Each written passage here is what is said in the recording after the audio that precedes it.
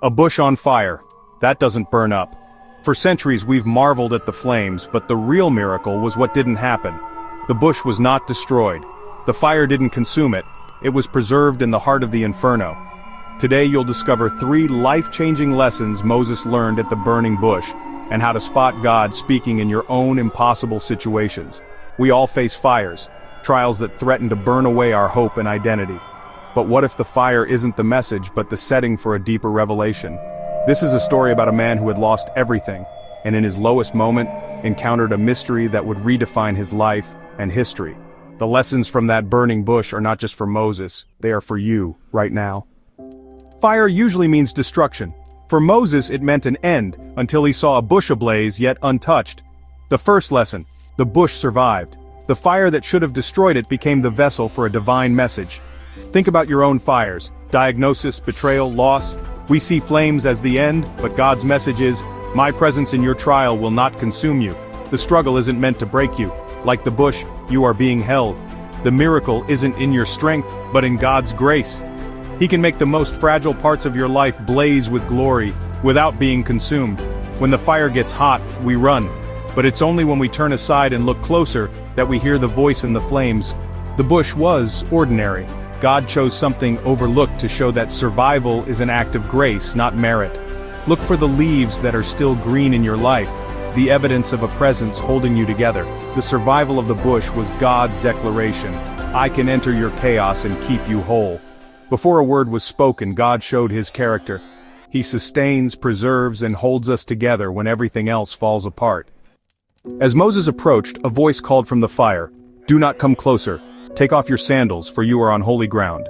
The ground wasn't holy because of its location, but because God was present and Moses responded. Sacred ground is any moment you recognize God's presence and surrender to it. Your office, your hospital room, even your car. Taking off sandals meant vulnerability, letting go of pride, plans, and self-sufficiency to stand bare before the Creator. God didn't ask Moses to be perfect, just real. The ground is holy not because we are worthy, but because He is present.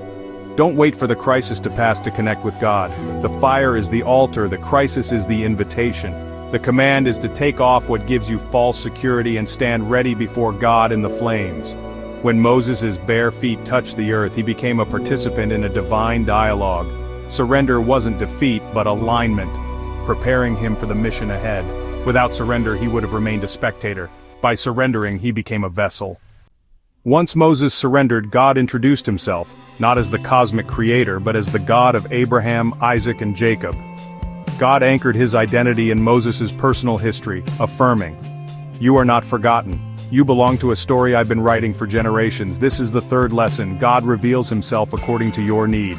To Moses, he was the God of his roots. God identifies with our pain, not just our victories. He steps into our story and claims it as his own. If you feel lost, he is the God who knows your name. If you face giants, he is the giant slayer. If you lack, he is the provider. If you're broken, he is the healer. God meets you at the point of your deepest need, not with a generic answer, but as the I am for your situation. Listen past the roar of the flames for the voice that speaks your name. God's revelation wasn't just for Moses' comfort, but for his commissioning. Knowing who God is, and who you are in relation to him, is the foundation for your purpose.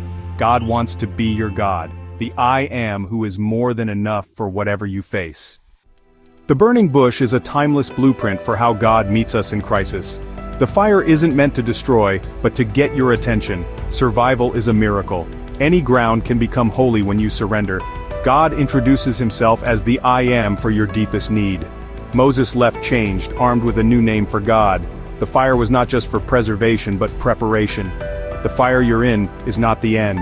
It could be the beginning of a new chapter if you turn aside and listen. Comment here if you're ready for your own divine encounter. And subscribe for the next episode, where we'll decode the question that changed everything: what's in your hand?